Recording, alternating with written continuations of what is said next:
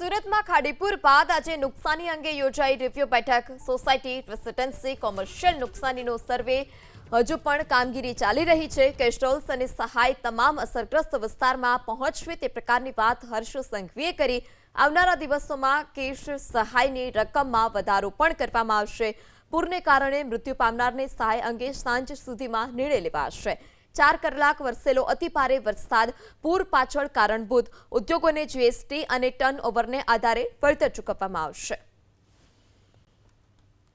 અનેક સોસાયટીઓ હોય, residential area હોય, કોમર્શિયલ એરિયા હોય કે ઇન્ડસ્ટ્રીયલ, આ તમામ વિસ્તારોમાં ભારે વરસાદના કારણે અનેક લોકોએ જે નુકસાની ભોગવવી પડી છે તેની સર્વેની કામગીરી જે છેલ્લા 3 દિવસથી રાત દિવસ સુરત શહેર મહાનગરપાલિકા અને વહીવટી તંત્ર દ્વારા જે કરવામાં આવ્યું તેનું એક રિવ્યૂ બેઠક રાખવામાં આવી હતી અને આવનારા દિવસોમાં આ સૌ નાગરિકો જોડે ખભે ખભા મિલાવીને એમની નુકસાનીમાં રાજ્ય સરકાર અને મહાનગરપાલિકા કયા પ્રકારે સાથે ઊભા રહી શકે તે માટે ટોટલ નુકસાન, ટોટલ રેસિડેન્શિયલ એરિયામાં કેટલું નુકસાન થયું હશે, કોમર્શિયલમાં અને ઇન્ડસ્ટ્રીયલમાં